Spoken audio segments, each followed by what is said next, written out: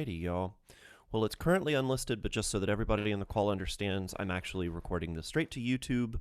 So if that changes the type or nature of question that we're asking. Oh, now you can hear me twice. Let me mute that one. All right, so here's what we're going to do today. I'm going to try to do this, unfortunately, as efficiently as I can. Some people might think of that as quickly as I can. But as efficiently as I can, because what I'm going to show you today is super complicated. So I've got a couple of pro tips for you right up front.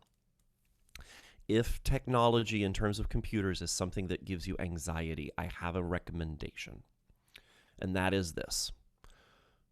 Unlike things that we touch and feel, if you screw something up on a computer, you actually can't break it. You can't. It's not possible. So sometimes the right thing to do is just push buttons till you figure it out. I mean it. I mean it. Just push buttons. All right. Second thing, Google it. Somebody in the world has already had the problem that you have had. That is 99% of the way that I have learned everything that I have done. I am not a professional by any means. I do not get paid to do what I do. I am an enthusiastic amateur, and I have learned everything that I know by Googling it. In fact, when I was getting ready for this yesterday, I still had to Google some stuff because there were a couple of things that I was a little unsure about. So, and then of course the last one is always, reach out to people and ask. If you Google it and you still can't find it, reach out to the company that makes the software, or reach out to somebody else that you know that uses it.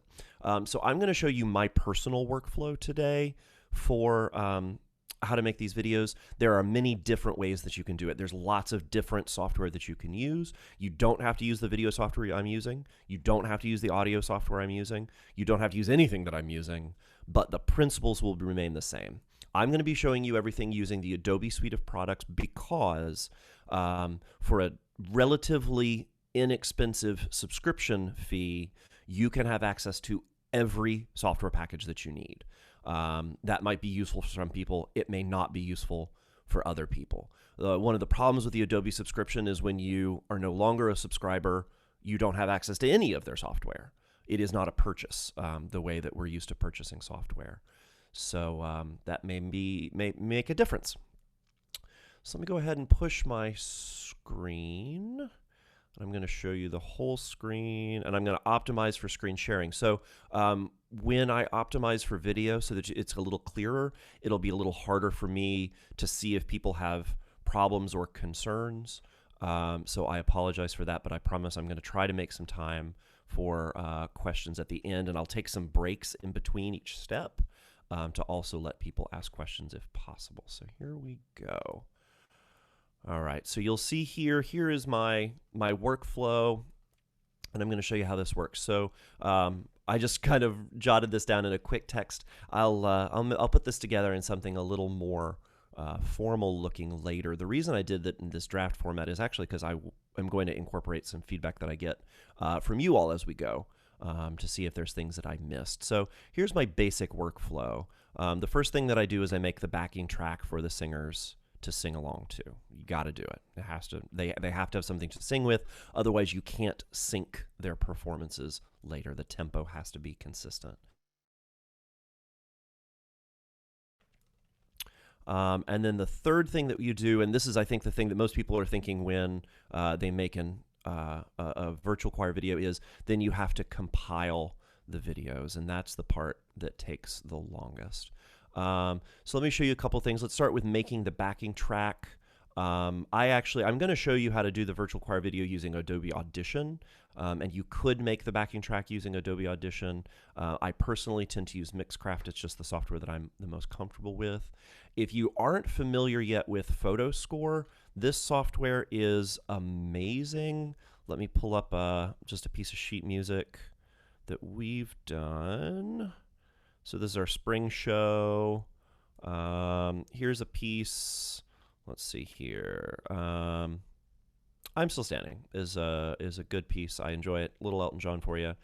Photoscore does this if you've never seen it, and it should go pretty quickly. It can actually take a PDF and turn it directly into sheet music. And you know what? I bet it's going to be mad at me because I'm live streaming. Let's see what happens. Yep. All right. In case you weren't aware, live streaming actually takes a lot of processing power. So let's see what happens here. Yeah, it's going to die. Okay. Well, that's no problem. Sometimes I always feel like Bill Gates in that first Windows demonstration. Anybody see that one? So when Bill Gates did his first demonstration live, the whole computer crashed. Well, at least my computer didn't crash. So anyway, so backing track. Maybe I'll make a different video on that one at some point. You can record the piano and just... You can do that. Second thing to do is you need to collect the videos. And the way that I collect the videos is using Google Drive. And here's the one that we did for this one.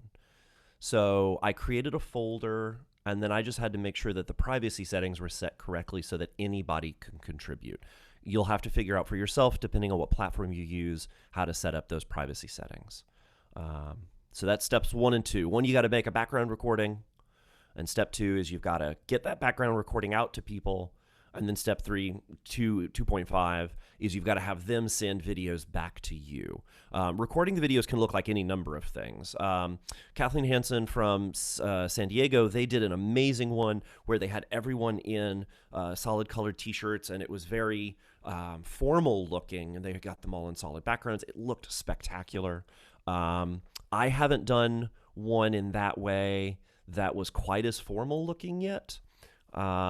Because frankly, I just kind of wanted to get folks engaged. And I knew that doing the recording for my folks was probably going to be anxiety enough for them. And so I didn't want to stress them out with that.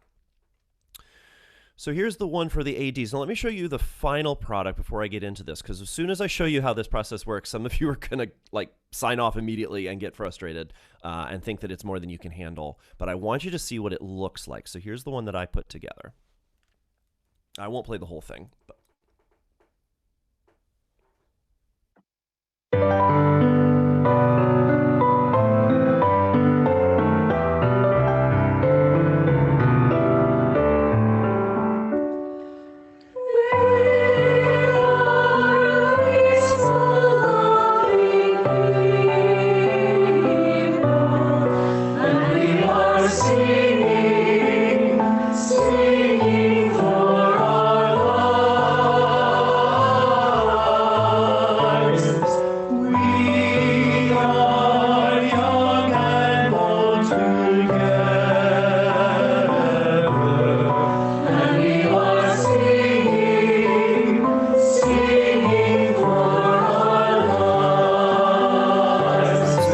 so this is what I did yesterday. It took me about 3 hours in total. And that's from downloading the videos to putting them all together to exporting the final product. It took me about 3 hours. So this is something that you can do. You absolutely can do it. So let me show you how this works.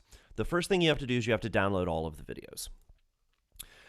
Once you've downloaded all the videos, there might be a problem. Okay, so every once in a while, you're going to wind up with a video that just doesn't work. What do I mean by that?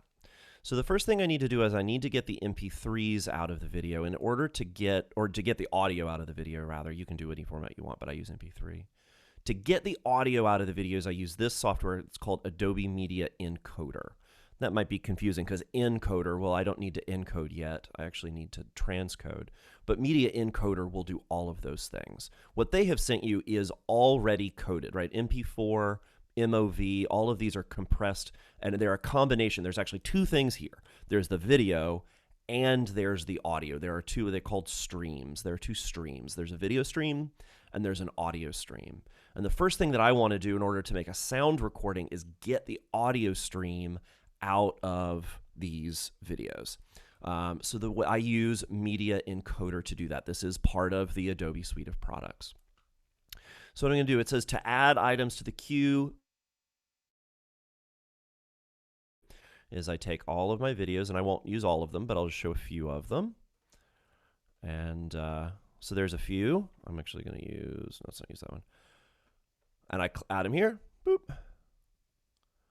And then I can actually change them if I click on one of them and then use my shortcut key. So if you're not super familiar with computer shortcuts, on PCs, shortcuts generally use the control key, and on Macs, they generally use the command key. And to select everything is usually control or command A. So I'm going to select all of those, and then by using this drop down here, I can pick any type of format that I want. I can literally change these videos into anything imaginable, but I want to change them into MP3s because I need to change them so that I can use them in my audio software. All right. Now, what will happen every once in a while is you might wind up with what's called a non-compliant video. So if I try to add this one, haha, Adobe has told me now it doesn't understand what the heck that is. And that's a problem for me. But thankfully, there is actually software that can fix this problem. So now I'm going to just minimize for a moment, and I'm going to show you Handbrake. Handbrake is free software that will transcode anything at all, even stuff that, I know you'd think that Adobe being the professional software that would do everything, but sometimes it screws up. So Handbrake is the same thing. I'm just going to select my file here in this folder, and then I'm going to move to my other software and drop it in here. Handbrake knows what it is, and then I'm going to convert it to an MP4 right here. And then I just hit start. All right. Oh, well, actually, sorry, before you say start, you have to give it a place to save it down here in the Save As. I know I'm going to have to kind of shortcut some of this stuff. Handbrake is pretty easy to use, and there's a lot of good documentation online. So there you go. There's my non-compliant video. My video was also non-compliant, actually, when I did my recording from my webcam. So I had to transcode mine as well. And then I just hit start, and it starts going. And it takes a little while, so I'm going to stop it. And then what you wind up with is a video that actually is compliant that you can use here. All right. So anyway, we'll get rid of that for now. As I told you, this is baking show style, so I'm going to skip now. So now I've got all of my MP3s. I've used here's my Adobe Media Encoder. This functions exactly the same way, and more or less as Handbrake, although the buttons aren't quite as obvious, unfortunately. So I've got them all set up. Here's the video. I want to change it to an MP3. That's the format that I want it. So now I just hit go, and it's going to start transcoding those MOVs as MP3s. And you can watch them go, boop, boop, boop. Exporting audio is pretty darn quick, and that's really nice. All right, so I just, and like magic, 1, 2, 3, 4, 5. These are all, if you look here at the file type, these are all now MP3s that I can use to import into an audio software if I want to, and that's what I'm going to do. So I'm going to delete these because I've already put all of these into a folder. So here are all of my MP3s ready to go of all of the different singers. Now I want to say, actually, I really appreciated that everybody smartly, I didn't even ask for this, but everybody actually put their name and their chorus, and most people put their voice part. That actually wound up helping me a lot when I was trying to go balance. So that might be something for you to ask your singers. Now, I wouldn't personally ask my singers in my chorus to do that. They were stressing out enough just being asked to record themselves on their cell phones. That freaked them out, much less trying to rename things. But if your folks can handle it, renaming is to something that makes sense and really helps, can be very helpful. All right, so first we needed to get the videos, then we transcoded the videos into audio using a combination of Handbrake if we needed to fix some things, and then just what's called batch transcoding through Adobe Media Encoder going out to audio. So here's the next big step. The next big step is I've got to make the audio recording. And for that, I use Adobe Audition. Again, it's part of the Creative Cloud. And Adobe Audition is Adobe's audio editing software platform. It's their solution. It's comparable in many ways to Pro Tools or Cubase or GarageBand. It's much better than GarageBand. You absolutely can do what I'm doing in GarageBand. 100% you can. So if that's an option for you, if you're in the Mac ecosystem, that is fine. But once I'm here in Audition, Audition actually is one of the nice things is it has a very similar workflow to Premiere. And so many of the ways that it thinks about files and it thinks about media is very similar to what you'll see later in Premiere when we go to do the video. So the first thing's over here. It says Files. This little bin over here, bin is actually a word that is important. This bin is empty.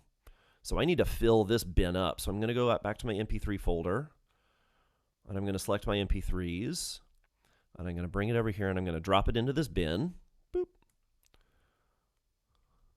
And now Audition has all of these files ready to go.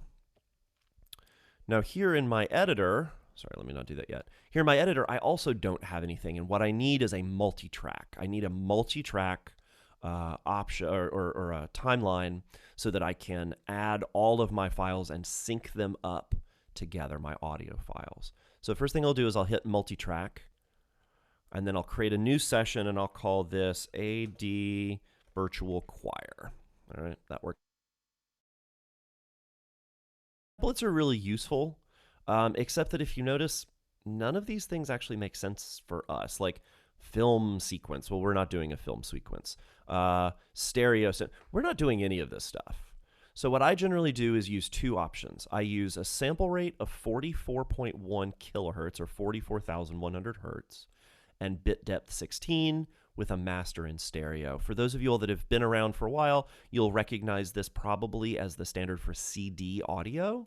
And it's how I still do most of my recording because, frankly, you know, it's as good as you need it to be. Can you do better? Can you have a higher quality audio? Yeah. In my experience, nobody can tell.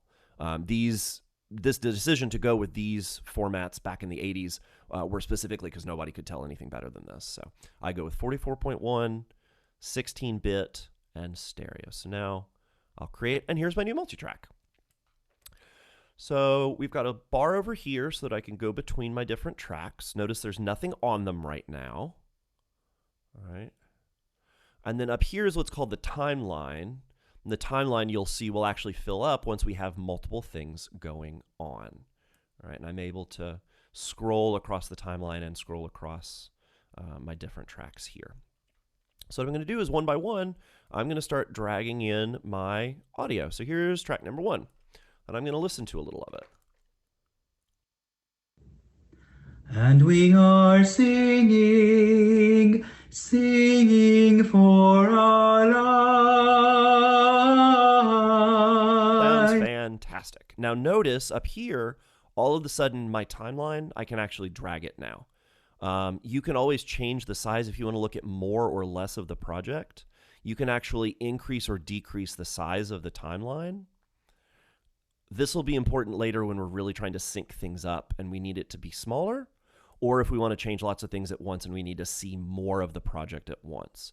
If I drag it all the way over here and I'm looking at the whole timeline, then here in my view, what I'm seeing is the entire project, or I can just see a little bit of it at a time. All right, now Anthony was singing bass, and I know for a fact that in the song, the bass actually doesn't have the primary part of the song. They actually come in the second phrase. So I need to find someone who does sing the first phrase. So here's an alto. So I'll come in here and I'll add this alto. Boop.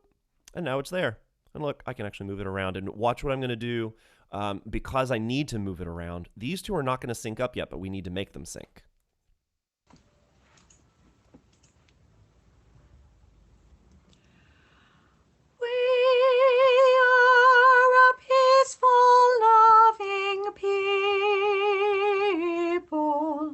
And we are singing, singing for our life. And we are singing. Not in sync at all. Here's a really cool thing about sound engineering, about audio editing, if you've never done audio editing before. And that's that the visual cues, the actual the picture representation of the sound, the waveform, helps a ton. Take a look at this. So we know that "and we are singing" and we are singing looks like that. Well, I already know that, look over here, that actually looks really similar to what's in the other track here. So what I'm going to do is I'm going to shrink this one a little bit because it's obviously a little longer. If I roll over here to the left and you see how my cursor changes, this actually will now let me just shrink this one because I don't need any of this. You see how this is silent? It's just totally blank. So I'm going to shrink this one and then I'm going to drag it over and I'm going to try to get it to line up. And this is where changing my timeline size is really important because I need to make it small. I need to make my timeline very long so that I have the widest possible view so that as I move things, I'm moving them only a little bit. All right. Here's another thing. There's this button right here. It looks like a little magnet and it says toggle snapping. When you're trying to line things up, snapping is the worst. It will try to snap to a time, or in some software, it'll try to snap to a measure. And when you're trying to line up two recordings that you yourself did not make, snap will drive you nuts because it will keep you from keeping things lined up. A lot of times Audition starts with snap already on. You'll see the functions that are in blue are the ones that are on.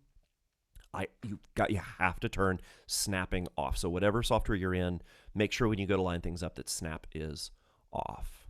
All right, so now I've got my two recordings, and it looks like they're pretty close. Let's take a listen. And we are singing, singing. Pretty close. In this case, I start listening for consonants like sibilants in particular, and I noticed that the first recording, the S was a little bit sooner. So now I'm just going to drag it over just a touch. And we are singing. Sibilants line up. And now I know that for the rest of the recording is going to line up. Now, let me say one quick thing about lining up, and that's that there is a recommendation to have a click at the beginning of the recording or a specific type of sound at the beginning of the recording. That is super useful. It is absolutely useful. But again, working with my people and maybe working with yours, I knew that asking them to do a recording with their cell phone was already scary enough.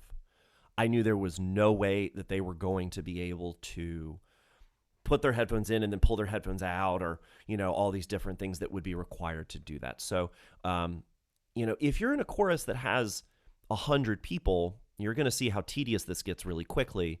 Having those features might be useful, and there are other tutorials that can show you how to do that. I really do just do mine by hand, as infuriating as that can be. So now that I know that these two are synced up, I'm actually going to use the second one as my sort of my baseline, and I'm just going to go ahead and mute this first one. Most software has 3 options here for each track. This M is mute. This S is solo, or also on soundboards, this is sometimes referred to as rude solo, and that means that only that thing gets played and nothing else gets played. And then the R is for record. Because remember that this is not just editing software. This is also actually content creation software. This is for you to actually make recordings if you want to. So I'm going to mute this first track, and we're going to drop in a second track. This is a soprano track. All right. Does not match the sample rate. Press OK to make a copy of the file, which will then be conformed. Yes. Generally, if Audition asks you something that you're not sure what it's asking you, just say yes. The software is actually quite smart and will really help. Okay, so now let's compare these two waveforms. I'm just using my eyes, remember. I'm actually not even using my ears. This and this look super similar, so all I need to do is shrink this one so I can move it. Notice right now, if I try to move it to the left, I can't because it's too long. So I need to shrink this one.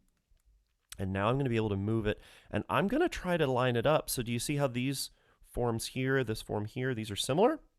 Let's see if I'm right. I'm a little late, so let's back it up. Back up. Almost there.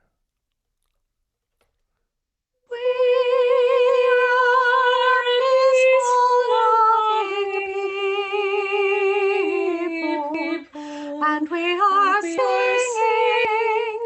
singing. Notice what I just did. I can actually drag that around in real time. So as I'm playing it, I can then use my ears and adjust. And I can even adjust it more carefully again if I make my timeline smaller. If I make my timeline bar here smaller, I can go in here and get really accurate with where it is. And we are singing, And singing that sounds pretty good. And that sounds pretty good. All right. So let me actually close this, and I'm going to show you what I wound up with. Again, this is cooking show style.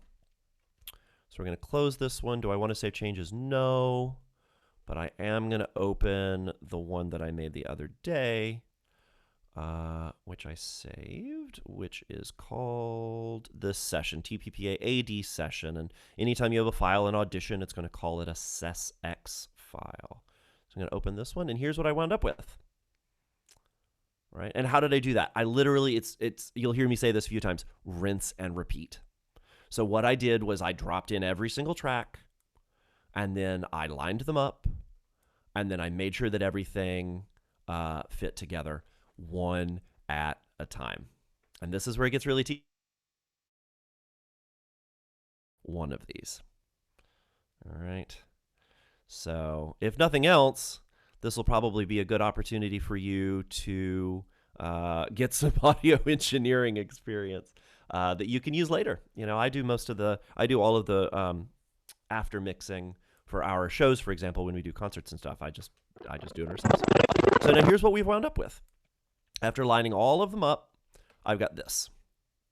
Oh, I didn't show you that. So sorry, y'all.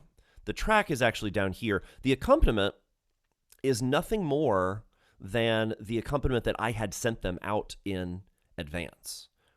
It was the track that I had originally sent them, just the piano part. And so once I have everything together, I can just take that piano part that I had, and I can, where is it? Oh, I don't have it here. It's in our folder, I guess. I can just take the one that I'd sent out to everybody and dump it straight into the file right here. It's called accompaniment. And now here's the piano part as its own track. And so now we wind up with everybody singing together.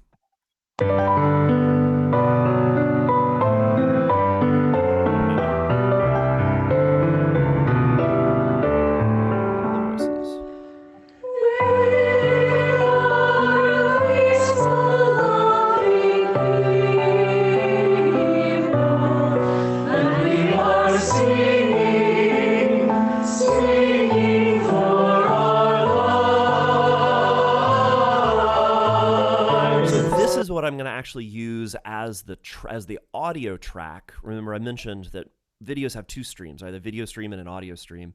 This is what I'm actually going to use as the audio stream for the video when we make the video. A couple of little detail things that will really help you as you're doing yours. Notice what I've done here on, like, I'll just use my track. This feature right here. You can... Sorry, let me move my timeline back over.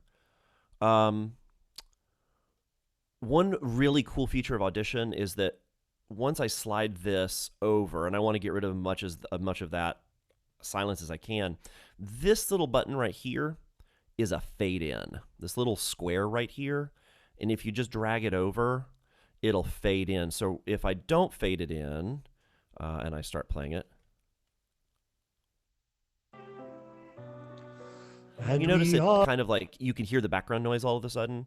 By fading it in like that, I can actually eliminate some of that background noise a little bit. And we are singing. It's usually a good idea to do a little bit of a fade in. All right, let me tell you just a little bit about the effects really fast, because that's the other piece that makes this very different. So this is what I would have wound up spitting out without any of the effects. Just by itself. Oh, come on. No solo. There we go.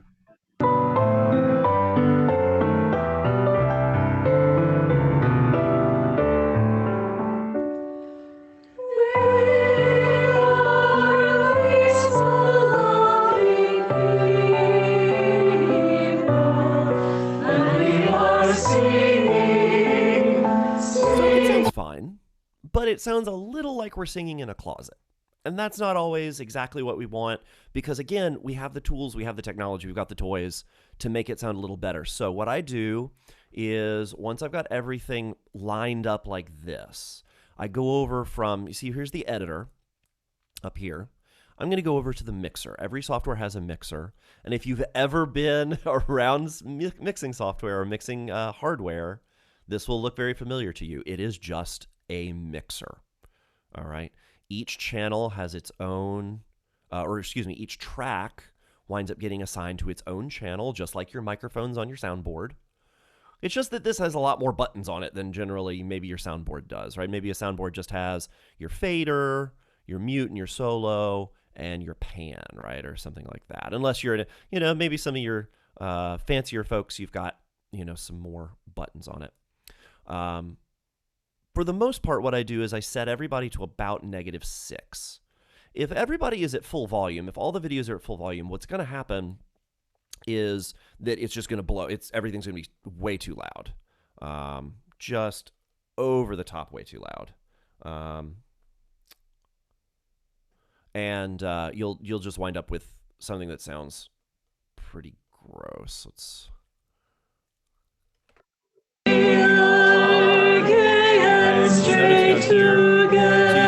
Here, it actually was what was known as peaking or clipping. That the sound is so loud, it's actually louder than the computer can handle. And when that happens, you get this little red light that happens. And we are singing. I absolutely don't want that to happen because it sounds like garbage. So what I do is I go ahead and I just pull everybody down a little bit so that here's where that word comes from, so that they mix together. That's what I'm doing, is I'm mixing them. All right. And now once everybody's down, singing right around, most of the time right between yellow and red, and that's good. All right, so that's the sound part, or excuse me, the volume part. Now let's make it sound good. Now let's make it sound a little more professional, and the way that I do that is with these effects. Let me remove the effects, and then I'll put them back in. So these little slots right here. You see every single track has these little slots, and it's got a little power button, and it's got a little arrow. These are for effects, and it's just like your effect sends on a soundboard, except you don't have to worry about both send and return. You can just apply an effect, and notice that every single track has its own, remember, every track has its own channel, and just like a soundboard, if you run all the way over here to the right one, all the way on the right, this is the master. That's everything. That's the total. And so what I'm going to do is I'm going to apply a reverb to the master. All software can do this. In Audition, what I do is I'm going to drop this down, this little arrow, and I'm going to select reverb, and then I'm going to select studio reverb. And then I'm going to select a preset, because I just like presets because they make my life easier and faster, and smarter people than me have made them. And I'm going to select vocal reverb medium. And you can hear the difference between these two things if I turn them on or turn them off, just by listening. So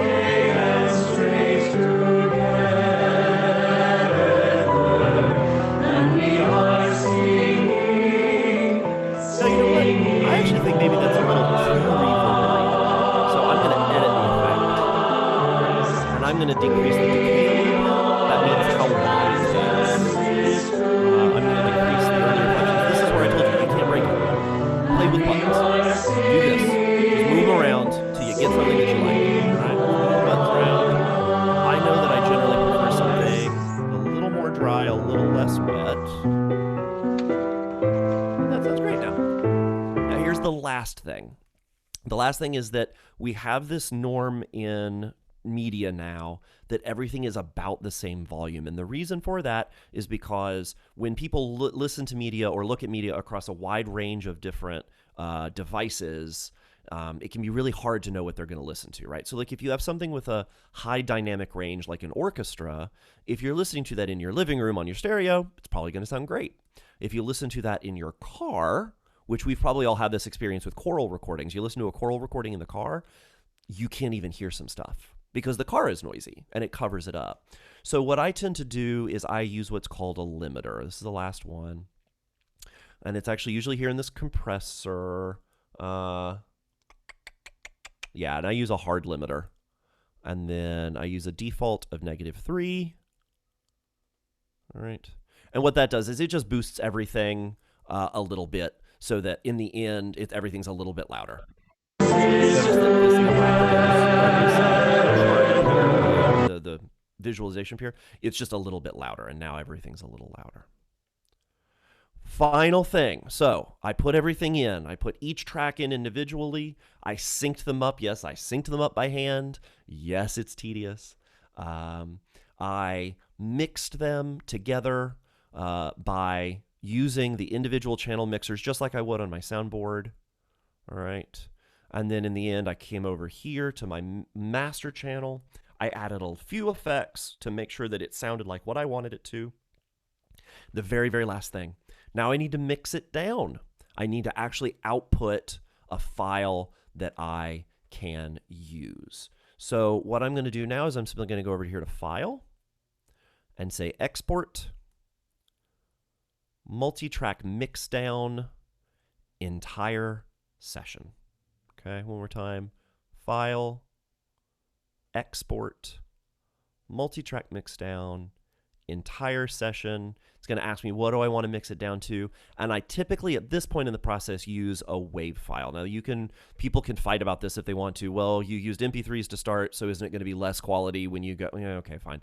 I find that a WAV file is usually easier because it doesn't require quite as much processor time later in the process. That's an encoding decoding problem that we can have a conversation about another day. But I find that WAV is easiest.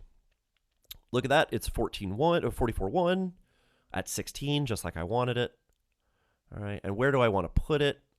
I want to put it in the folder that I was using, the AD Virtual Chorus. And here it is, TPPA AD Session Mixdown WAV. Save and hit OK. And in just a couple of minutes, boop, boop, boop. Now we have an MP3. Or, sorry, MP3, listen to me. Now we have a WAV file. Now we're ready to go to the video software. Now, notice that this was all pretty simple, meaning that the computer was able to do these things pretty easily. My computer, just so you all know, is about 5.5 years old. I'm using an old Generation 4 i5 processor from 2014. So audio is no problem. You're going to see pretty quick. Video actually is kind of a problem. And I'm going to show you some cheats for how to make that work. But audio is actually pretty simple, even if you have a very old computer. Audio is generally not a problem. So now I've got my mix down. Do I want to save the changes? I don't want to save the changes in this case. You probably do, just because I've done this before. I'm going to click no, but this is probably where you do want to save your session. All right, at this point, I'm going to actually stop the share and take a timeout real quick and allow for questions for up to this point. So up to the point at which we have now exported our audio file. I see a Christopher D. Little. Got a hand up. Hey, thanks for doing this. Of course. I work with the New York City Gay Men's Chorus a lot. I have a question about when you receive the audio files from the singers, do you do any type of third party or otherwise voice level matching or noise reduction? I don't. And if I was going to, I actually would probably myself use track specific effects in Audition to do that. You could certainly do it you could pre-process them that way.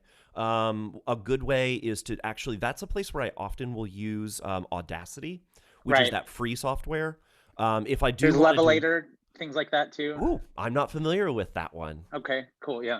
Cool, yeah. If you can find, hey, by the way, anytime you've got a good idea, like Christopher did, if you don't mind finding some stuff about it and then throwing it up in the chat for everybody, that'll be super, super helpful.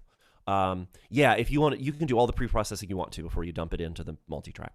Thanks. Yeah. Anybody else? Anything up to this point? Yeah, Ruth.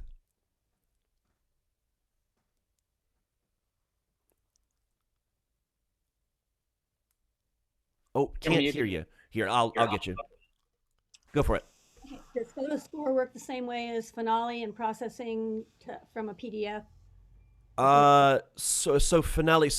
If you're processing from a PDF in Finale, you're probably using, what is it called? OptiScore? Which one? SmartScore. SmartScore. Okay, yes. PhotoScore works the same way as SmartScore. And so could I use that instead? Yeah. Oh, absolutely. Okay. Yeah, any OCR software will work. Same kind of question. Although Audition looks fabulous, could I dump this into Pro Tools? Yes, absolutely. And Pro Tools has a free version for those the people that don't know yet. Pro Tools First is capable of doing everything that I just showed you and is completely free. Okay. And when you apply the reverb to the master track, did you have to create that master track, or did that just automatically happen? The master track always exists. Okay, great. In Pro Tools, you have to make it. And then at the end, wave file, can you use AIFF, AIFF files instead? You can. Yeah, I think Premiere will read just about any audio file you throw at it. I tend to prefer to use what's a lossless file format as my intermediaries, just to prevent any constant transcoding loss of quality. But yeah, AIF is a great format for that. I'm going to translate for you. You prefer wave. Works better. I think so. For me, yeah. That stuff you said in between was a bunch of words. Oh, sure, I understand. So it's actually 10 seconds on transcoding. When you go to a compressed format, when you take it from its original form and shrink it, you'll lose something every time you do that. And so formats like AIFF or MP3 or MP4, any of those kinds of formats are constantly getting rid of information. And if we do that at several points through our workflow, we actually wind up losing more than we want. So yeah, if you're interested in learning more about that, so that's the concept lossless versus lossy encoding. Got it. Yeah. Thank you. Joan. Oh, here we go. Hi there. Hey. Again, this is so very helpful. I got kind of lost when you were editing the master track and using effects. Is it possible just to see on the screen again? Because I mean, obviously you're going through things really quickly. Yeah. How did you apply those effects just to the master track? I did not see that. No problem. So yeah, I can reshare really quick. So the way that I did that was by going to the mixer part of Audition. Oh, up there. Okay. Yeah. Yep. And then what it's going to show you is just like your soundboard, it's got a channel for every single track. And then you know how on your soundboard you always have that master volume all the way on the right? Yes. There it is. There's my master volume right here. Well, whatever I do to the master is literally applies to everything at the same time, right? Okay. So what I'm going to do is I'm going to apply every single track has the ability to have effects on it. And I could use different effects on different tracks if I wanted to. But if I want to just apply them to all of them, I'll come over to my master track, which is the one here all the way on the right. And I'll okay, yeah, I didn't see that because my gallery strip was hiding that, so I didn't see it. So I'm like, what's going on? Okay, thank you so much. You're welcome. And also, I use. I mean, I've made rehearsal recordings for my choirs for years using both Pro Tools and GarageBand. Blah blah blah. Yep. I often, because I don't usually have my accompanist available, and I make mistakes when I play the piano. So I will just, yeah. I just get nervous when I get recorded. Anyway, I will use Sibelius output for the piano, and I just make MP3s from that. That's also just fine. Totally fine. That's the piano that you hear in the background. That's the computer. That's the computer. That's what I thought. But yeah. And it's easy to apply the click to that and to let the singers know how many clicks before it starts. Blah blah. Exactly. Okay. Yep. And in this case, you don't always have to use a click track, right? So, like for example, in this case, the accompaniment had like an intro, and so I just used the intro as the click track. Capella, you would need a click track. Yeah, exactly. Yeah. Exactly. All right. Anybody else up to this point? And actually, Joan pointing out, if you've been making rehearsal recordings for your singers, it's the same process, right? This all looks pretty similar. Yes. Yes. Hey, Paul. Hey, baby. So if I'm having instrumental tracks created, which my chorus is going to sing over it, you were talking about clicking. Do you want the clicking at the beginning and then the instrumental start, or do you want a click track that goes all the way through the piece? In my experience, if there's an accompaniment, the singers don't really need a click track. So the click is Okay. really typically used for live or studio musicians that are making new stuff with nothing underneath them. Okay, so theoretically then the instrumentalists who are making the instrumental track will use a click, but my singers don't need the click. And if you are doing the work later, that person would not need the click. Oh, Gavin's got an idea.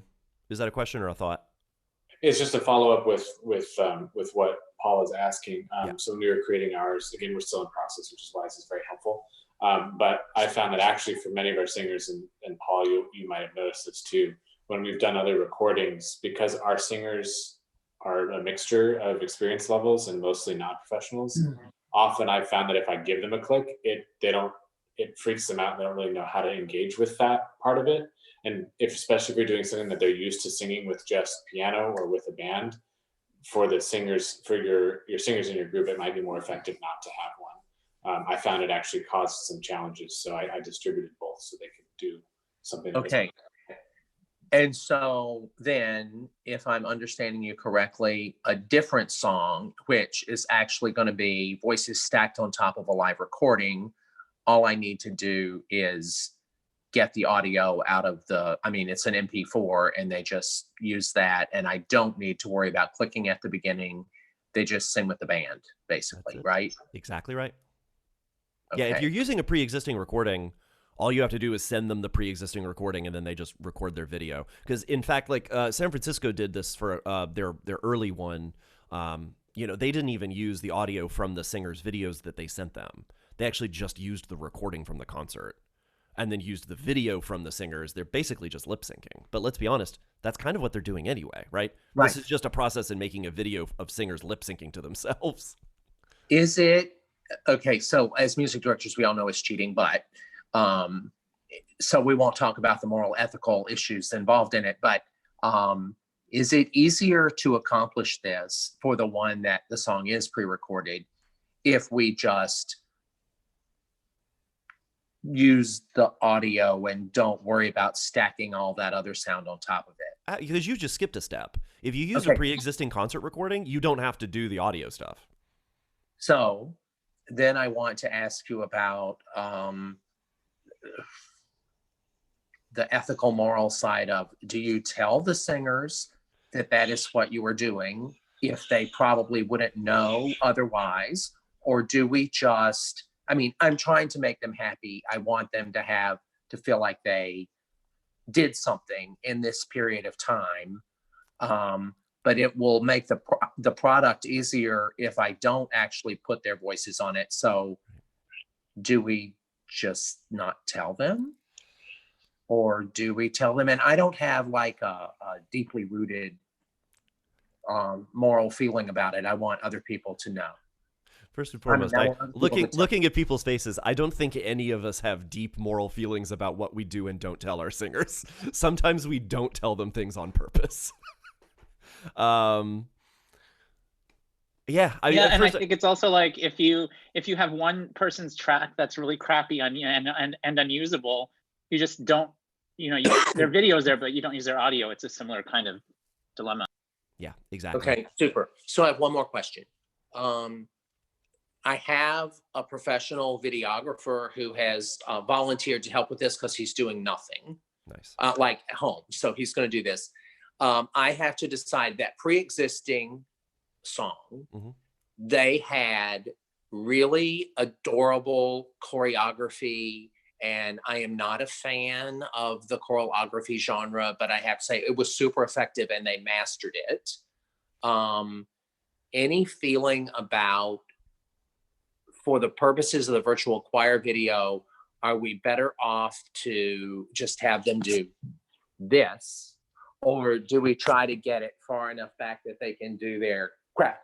The number of people that you have by the time you get them all into a 1920 by 1080 pixel space, if you have them back up, they're going to be 6 pixels a piece. They're going to be teeny tiny. Okay, so then troubleshoot me this idea, and I probably should ask the video guy, but so what I that's what I thought. So I thought I would tell them to all do this, and then I don't have to worry about the 4 people that can't do it anyway.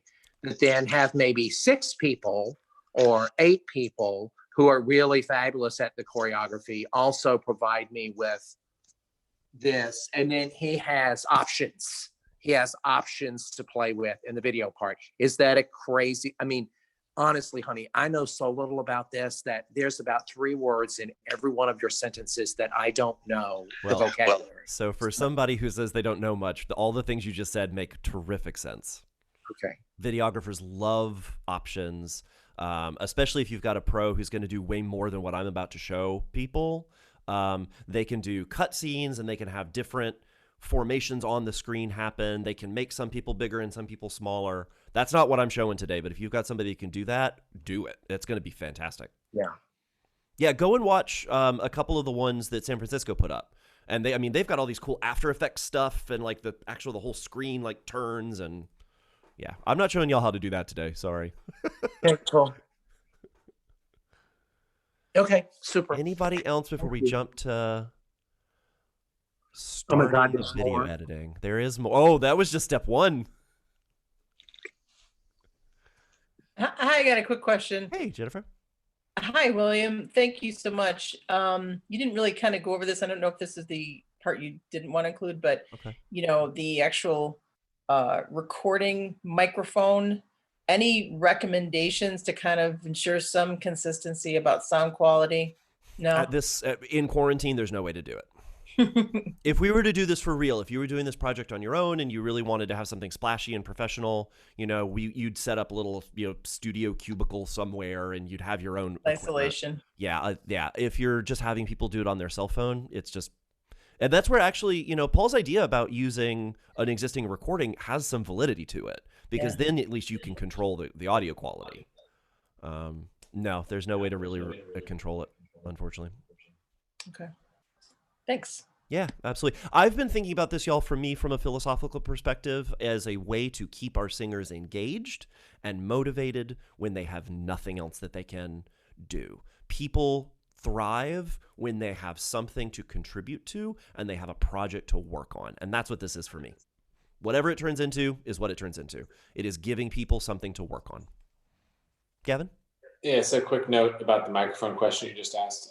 I agree with you totally. You can't really do anything to make it of super high consistent quality. However, it is important to make sure that they're not too close to their microphone, because if they over sing and they clip in the initial recording, you can't fix that once you get into your audio software, because if the initial recording is clipped, you can't undo it. The only thing you can do is make it louder, not. Does that make sense? So, suggesting kind of like all we are right now, if you're the distance that you are right now, you're probably pretty good, but you don't want someone who's, singing. So it's little things, but that'll make a difference to whether or not it's a usable recording. So just make sure they're a distance back. 100%. I will say, if you have the time to maybe make some adjustments, if you give yourself a good enough timeline for the project.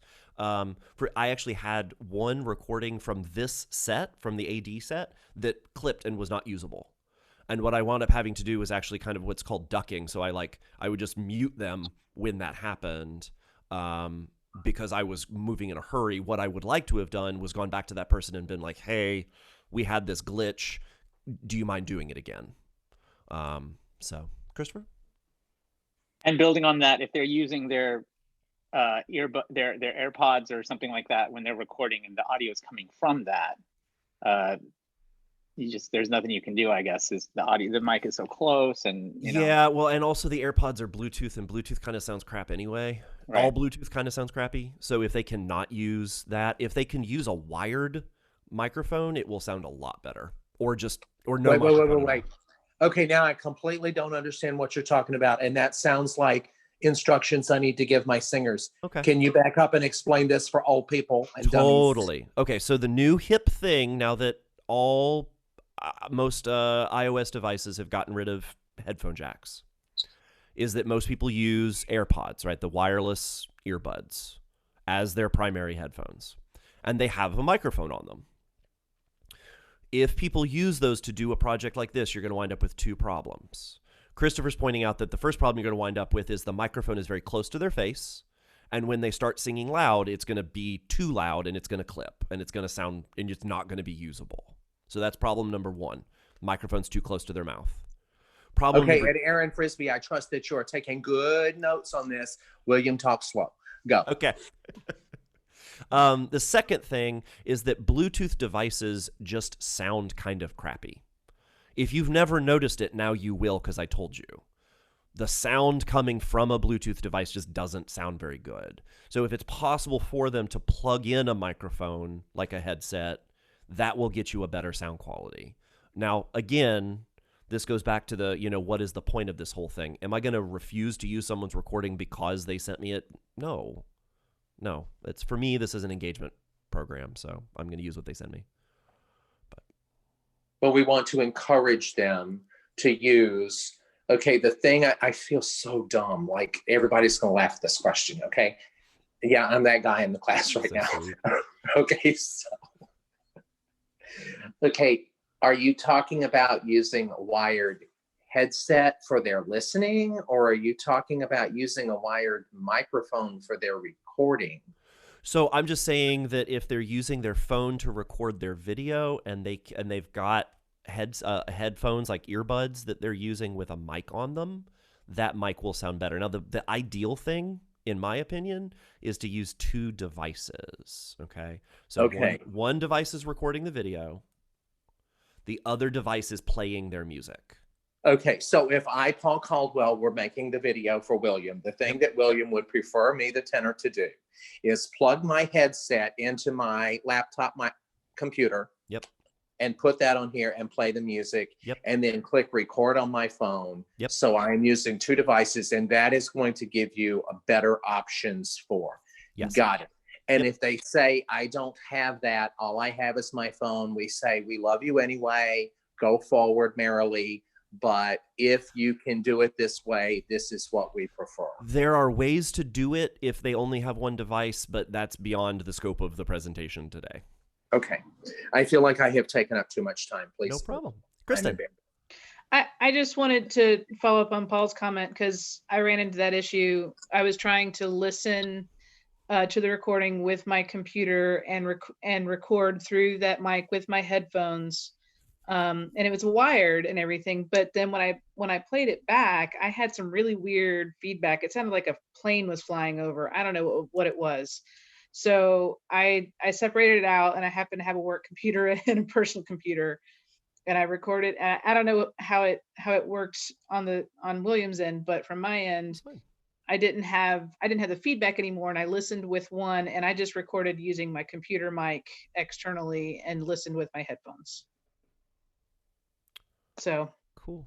I could tell the difference right there. All right. I am unfortunately going to have to push us forward because it's already 4:00, but we've got more to do.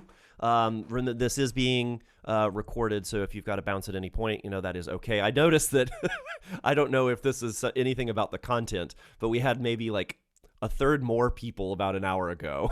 Now we have 2/3 of the people that started. So, but anyway, I do have a conference call at 5 that I have to be on. So we're definitely going to finish before then. So let's go now. We've finished our audio recording, our multi-track, we put it all together. We've spit out a recording that sounds great to a single file of everybody's voices together. And now we're going to make the video. So for this step in the process, now we're going to go to Adobe Premiere. Premiere is the video editing solution that Adobe uses, and it is pretty much the industry standard. There's another software that's out now. They are all crazy expensive. So the fact that Premiere is a reasonable cost in the Creative Cloud package is really helpful. So I'm going to fire up Premiere. And this does get a little technical, y'all. Just fair warning. I know Paul was thinking the last little bit sounded technical. This gets even a little more technical, but I'm going to try to shortcut some things so that it's easier. So here's what Premiere's home screen looks like. look, there's the one that I did yesterday. I could just open that up and work on it if I wanted to, but I'm going to show you how to set it up from the beginning. So what I'm going to do is I'm going to create a new project. Okay, so we're in Premiere, new project. So this is the AD Virtual Chorus demo. None of this matters.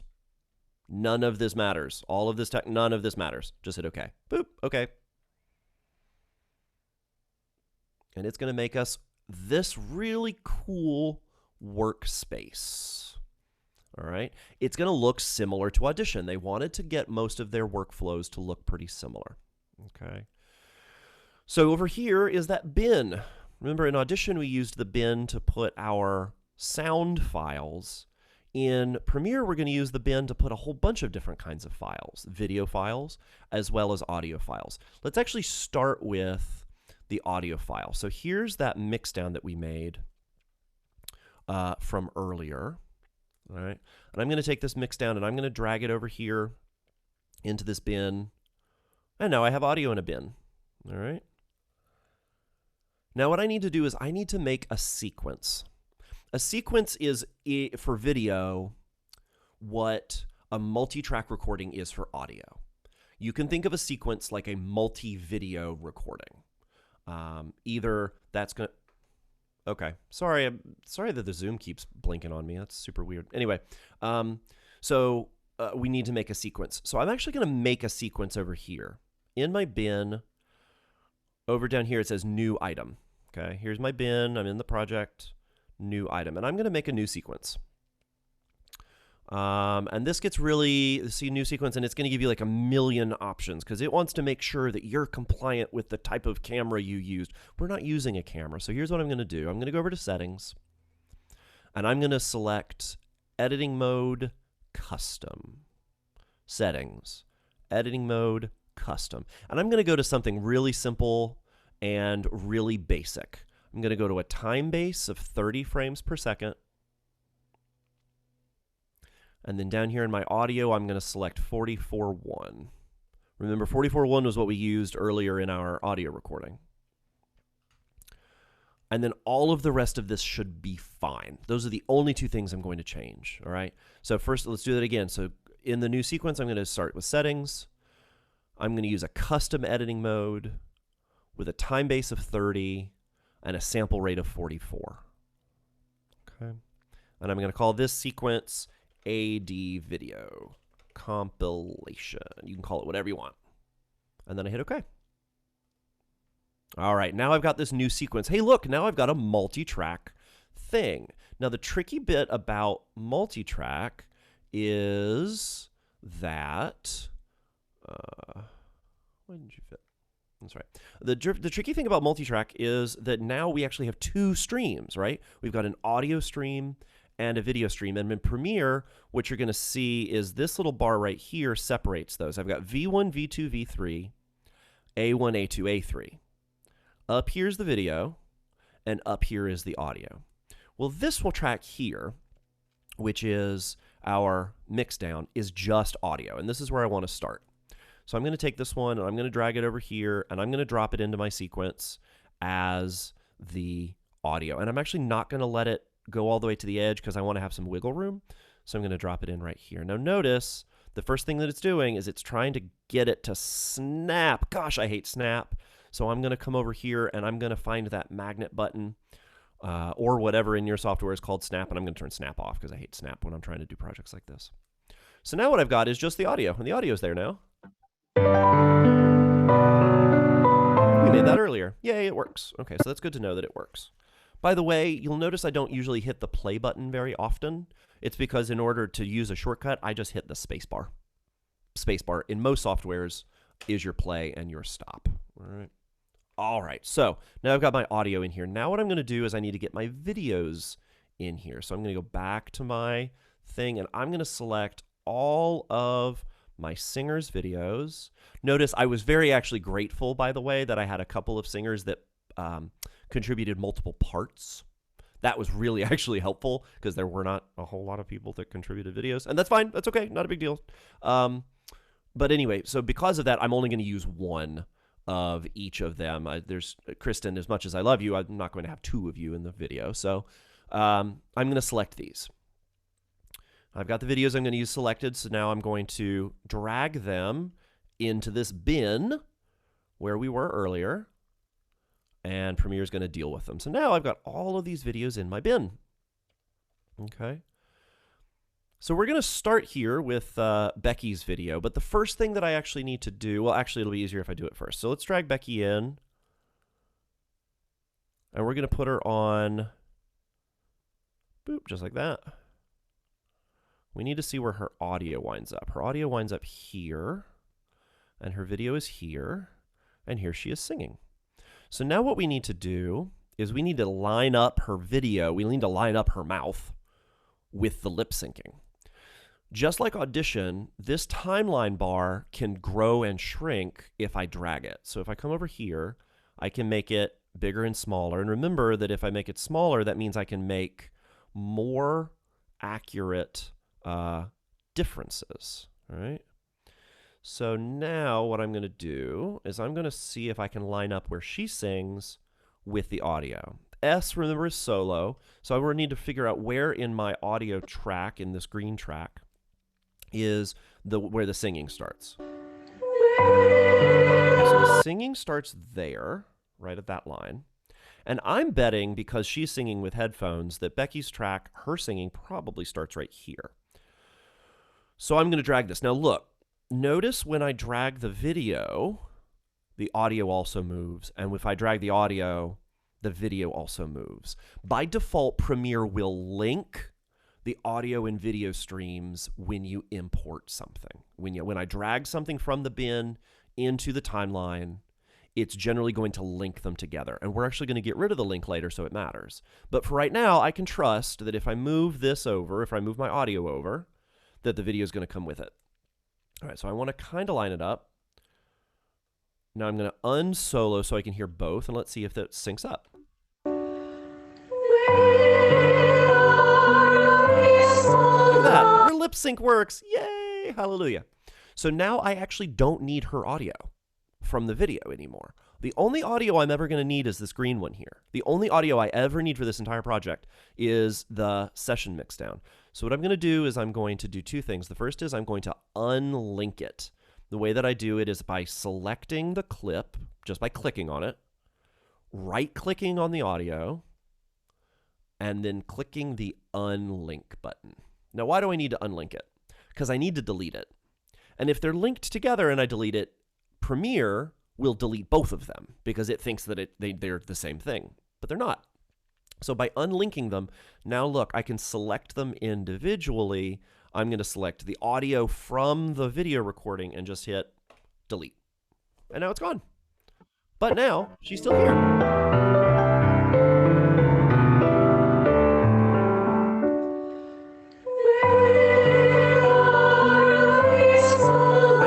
The amazing thing that is neurobiology, your brain is convincing you that you are actually hearing her sing, which is kind of true, but now that you see it all put together, it's not really true. It's just a video of her lip syncing to another recording.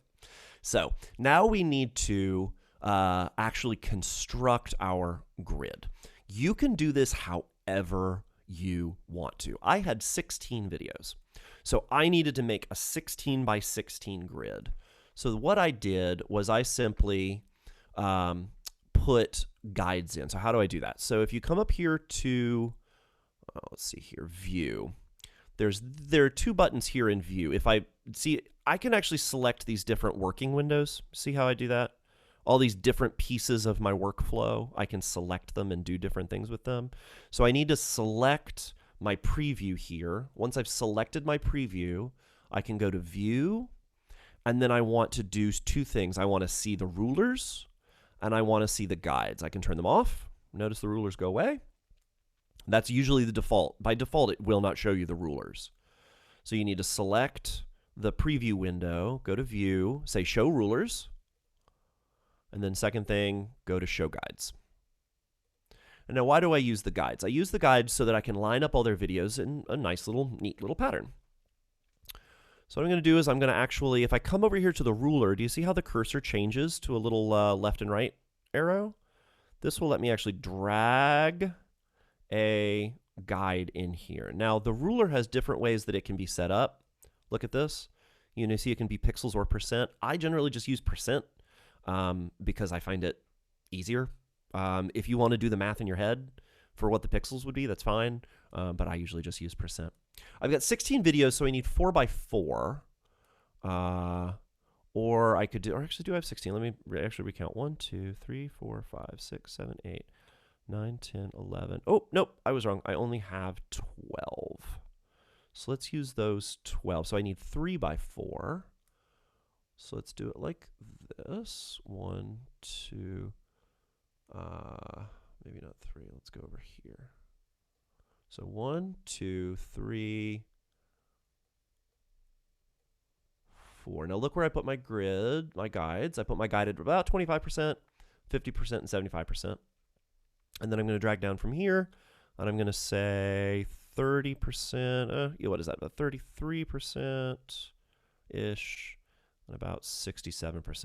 Well, see, now I've got a problem. Here, what is the problem? The problem is that her face is not going to fit inside one of these little squares because it's the wrong direction, right? That's a very real problem. So actually what I'm going to do, let's actually shrink this a little bit down to about 20%. And then I'll put in another guide over here so that now I've got this little square, right? So 20% here, about 33%. It gives me this little sort of taller box. And I'll do that over here as well. So 10, 30, 50, 70. And then I'll add one over here at 90. And if you remember from the earlier video, I did have some black space on the sides. Depending on the size of your on your ensemble and how many videos you've got to have on the screen, you may wind up with some black space, or you can spread them out. You can do it any kind of way. Again, push buttons, figure it out, play with it. You know, make it your own. So now I've got my guides. So now I need to get Becky's face to fit in this little square. And this is the weirdest thing about video editing, because if you're used to Photoshop, in a photo editing program, you just grab the thing that you're working with and drag it around. Video editing software doesn't work that way. So we're going to have to move her by using an effect. That seems super weird, but I promise it actually is the same thing as just dragging her around. It's just, it calls it an effect. So the way I'm going to do this is by selecting her video. I go down here to the timeline, select her video, and notice that up here in this window up here, I've got 3 options: source, effect controls, audio clip mixer, and metadata. The only one I'm worried about is the effect controls. This second option right here, effect controls. So when I select her video, the effect controls fills up with stuff. Let me go through what some of these things are. So I can move her position. I can move her scale. Whee! I can move her rotation. Whee! Sorry, I'm just having fun now. I can move an anchor point. Anchor points, you can, it doesn't really matter what that does. You can deal with that on your own. I never use anchor points for my personal projects. You may use them for yours. Anti-flicker, I don't usually have that problem. Opacity, you can actually change the opacity, the translucentness of the video. So right now, the only one that I'm worried about is position and scale. And there's one more that I need, which is called crop. If you're familiar with that from photo editing, crop is how you actually take an existing piece of media, an existing photo or video, and you're just going to take off part of it. The problem is crop is not here in my options. So I need crop to be in my options, and crop is actually an effect. So I'm going to go down here to my bin window, and I'm going to look for effects. Now, unfortunately, I think effects is actually normally like over here. So typically, when you're looking in your bin, you're like, oh, I don't see effects. Effects isn't here. There's no effects here.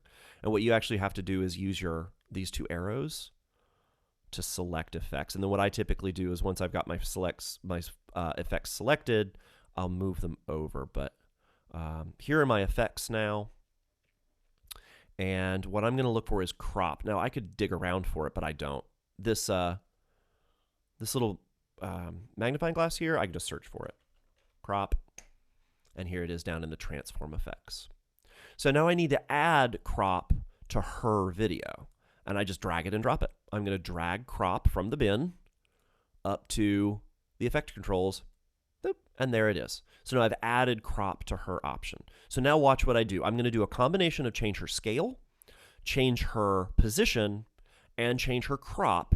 And I need to get to her to fit in this first box right here. So let's start with position. We'll move her over. Notice that actually when I want to move her, I've got an X and I've got a Y, right? And the number here on the left is the X and the number here on the right is the Y. You can actually type into those and to decide what it is, but there's an easier way. If you just click and hold your mouse button down, when you move your mouse, then it will change the number, and by changing the number, it changes what's on the actual screen. So I'm just going to move her to the left till she's roughly in the middle. I'm going to move her up a little bit. Now I need to start changing her scale. I want her scale to be where she looks kind of like a normal person, but fits as much in that frame as possible. That's looking pretty good. Okay, now I've got a little bit of bleed over. Do you see she doesn't quite fit? The video doesn't quite fit inside that box. So now I come down to my crop, and there you see left, top, right, bottom. Well, left, there's a little too much, so I'm going to crop that in. Right, there's a little too much. I'm going to crop that in. Now, notice the crop percent is always positive. Positive crop percent means you're taking away from that side. So to take away from the side, you're going to drag to the right to make the number go bigger. And then from the bottom, drag her up. Boop, boop.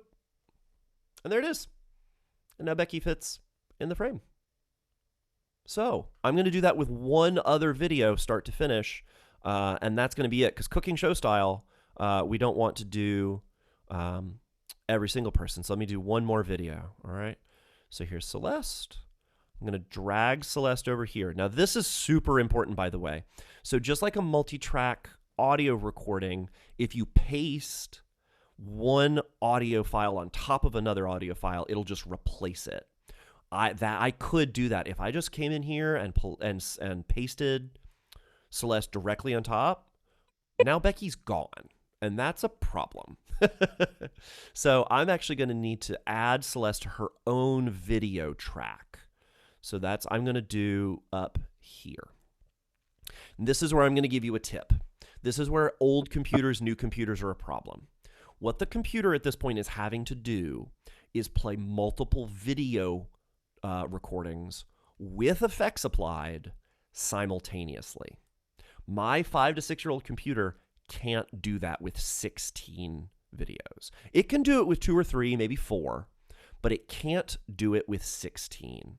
So what I'm going to do is I'm actually going to mute Becky's video. All right. And how do I do that? Well, Becky Graber's on video channel 1. I can see that right here. And this I here, that's the video equivalent of a mute.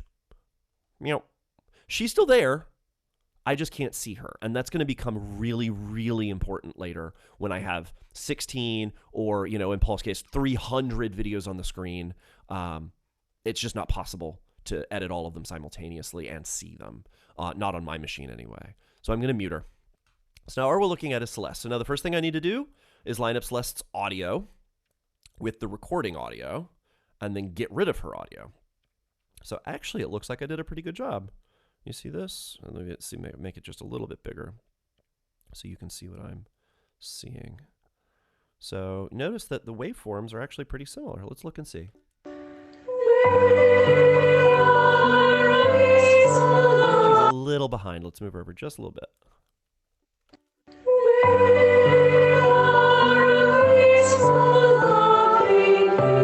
There she lines up. Good. Now I don't need that audio from that video anymore. So remember, I'm going to unlink the video and the audio, and then I'm just going to delete this audio. All gone. Now we need to move Celeste into place. Control in my effects in this box over here, in my edit box over here. So I'm going to select Celeste's video. And now I need to move her around. Now remember, the one thing she doesn't have, I've got position and scale. There is no crop. For every single video, the way I do it, you don't have to do it this way. The way I do it is I add a crop to every single one. So I go back to my effects bin and add a crop in here. Boop. All right, so now let's do each one at a time. So let's move her position. we go. Move her up a little bit. All right. Let's change her scale so we get as much of her as possible. There we go. That looks pretty good. Now we're going to crop her, right? So I'm going to go down. We're going to add a crop. Crop from the left. Crop from the right. And crop from the bottom. And there she is. She's in the bin. So now let's unhide the first video and see if they match up with each other.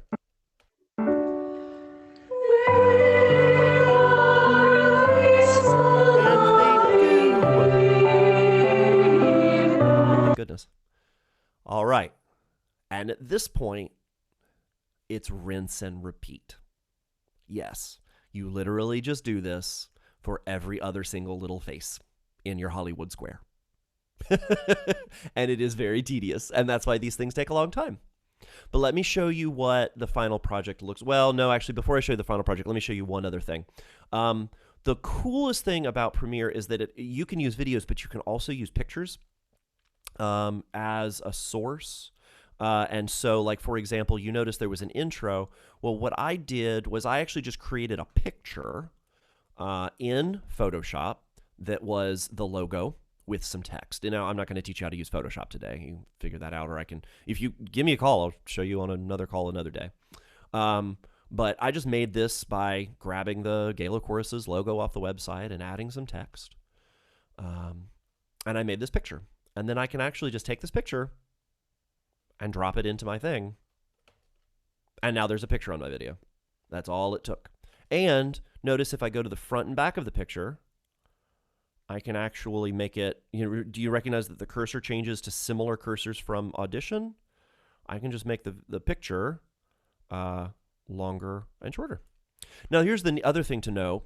Because video is something that you can only really see one at a time, like when I listen to a multi-track recording, I can hear and perceive multiple singers at the same time. But if you've got a video layered on top of each other, you can't, because the videos block each other. So it's important to note that whatever video winds up on top, whatever is in the topmost lane here, like notice I've got V3, V2, and V1, whatever winds up in the highest number V category, the V3 box, will be the thing that you see. That'll be the thing that you see first. I actually use that to my advantage, because by putting the picture on top of everything, notice that these two videos don't start at the same time, but it doesn't matter, because I've actually got this picture covering everything up. And then I can decide when I want it to cut off.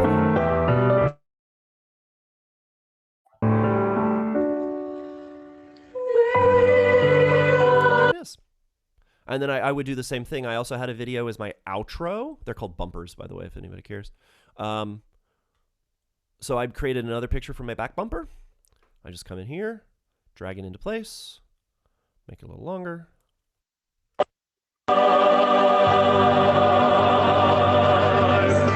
And there's my back bumper. All right. So let me load up the final project. And let's actually close this. Let's look at the one from yesterday. So you can see what a final one looks like. So here's the final one. And I've done this in a little more sophisticated way because I've got a couple of different sequences here. So let me actually open the other sequence. Nope, that's not the one. Sorry. That's the one. Here we go. So you can see I've layered all of the different videos. And they are all together. Now let me show you what I was talking about, by the way. You actually can't even hear the jet engine going on underneath my desk right now as it's desperately trying to do all of this stuff at the same time. But if I just play this video,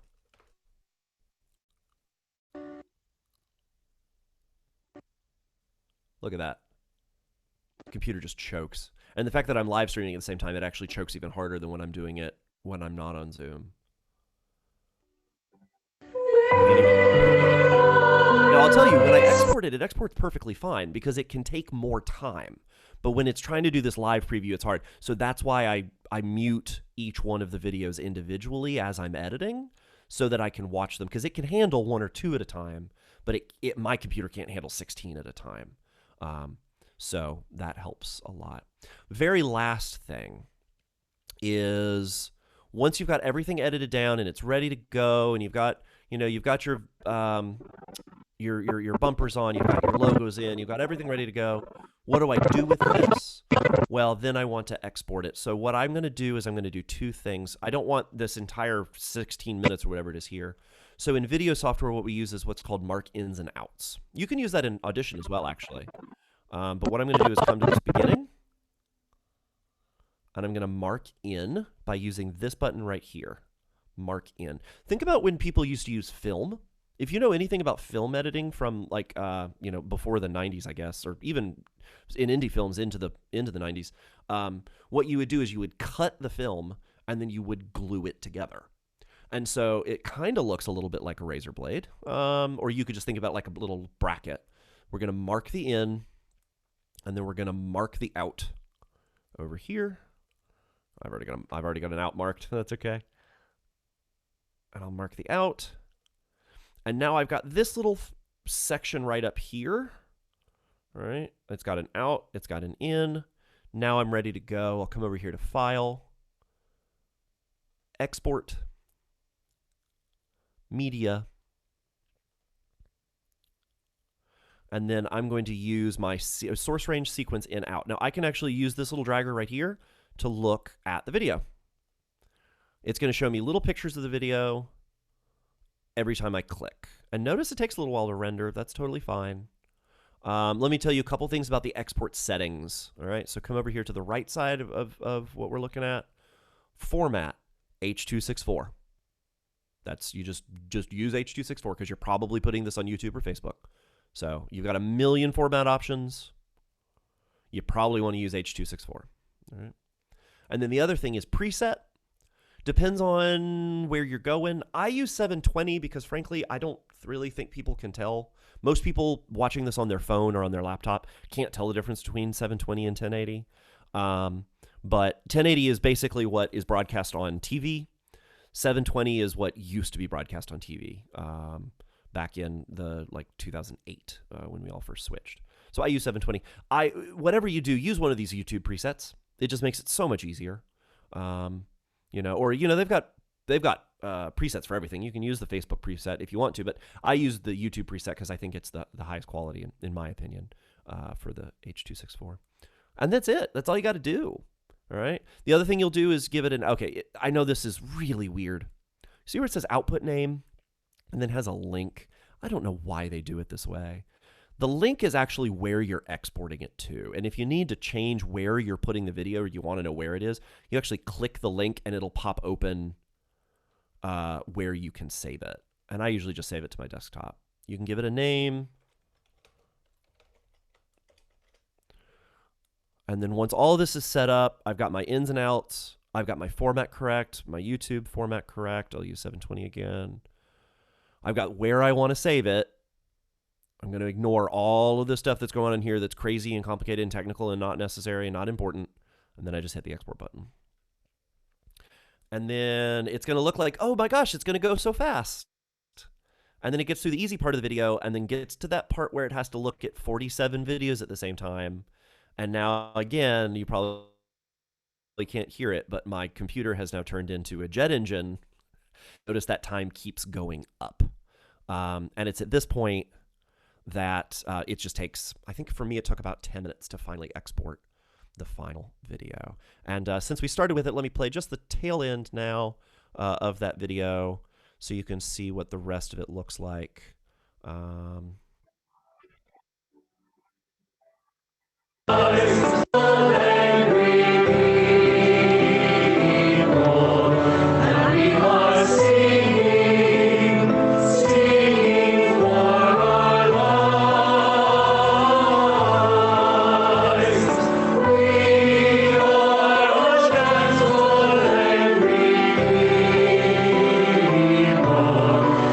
We are singing.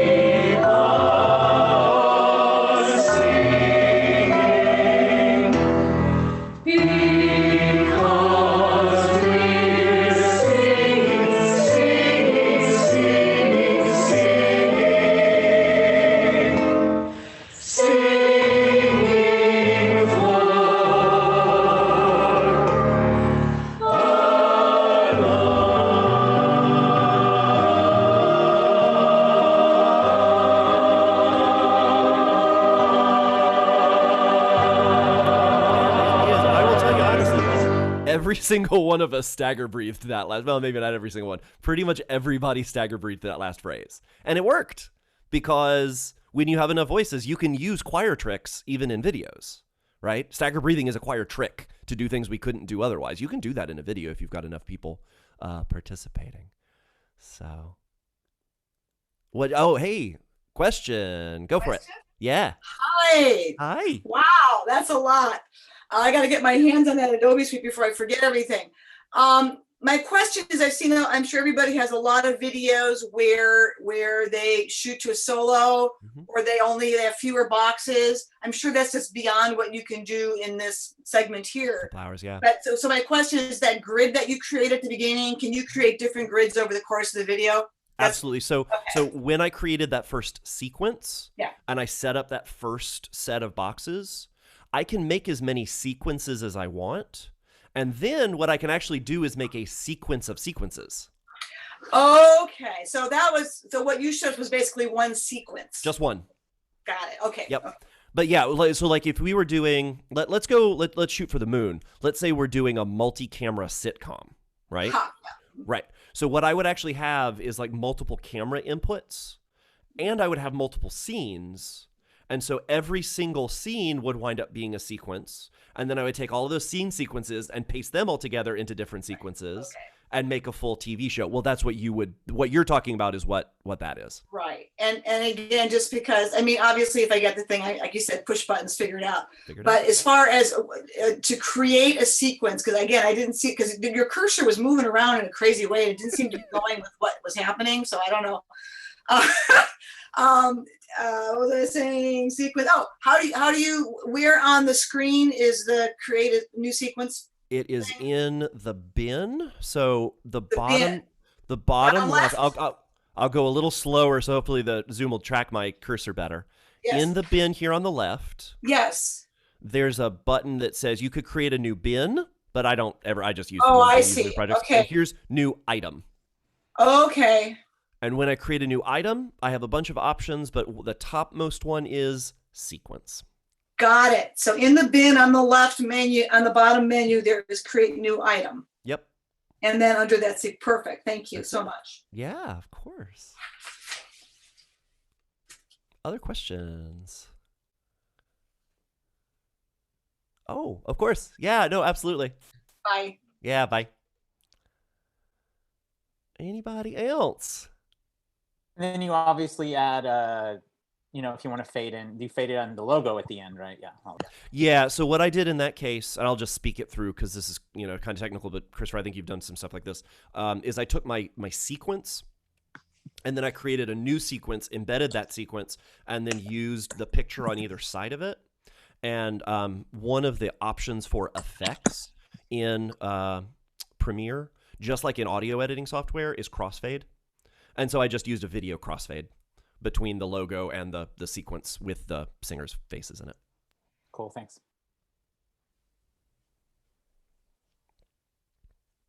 Yeah, this is where the reason I learned this actually is because I was doing some projects with After Effects and doing some bumper stuff and some the cool flying around stuff. And I don't make them myself. I just use templates.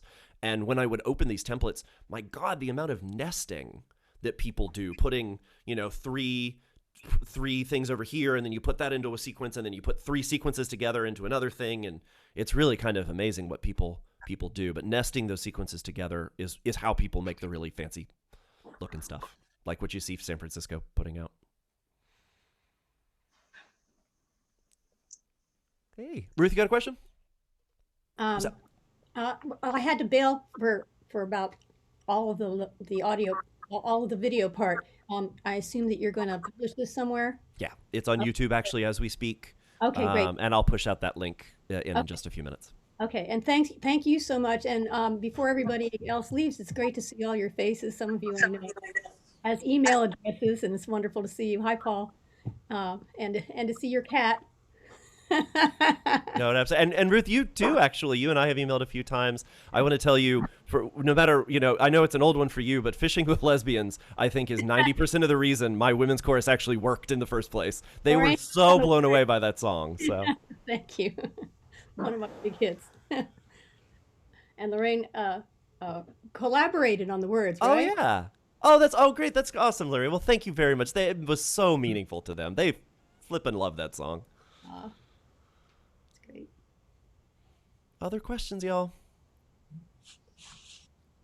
I just want to say thank you so much for doing this, honey. I mean, Sure. really, like I am just lost, all in, but completely lost. And it means the world to me that you're so generous with what you can do. So thanks for making our world a more beautiful place. That's all we can hope to do at this point, and it is my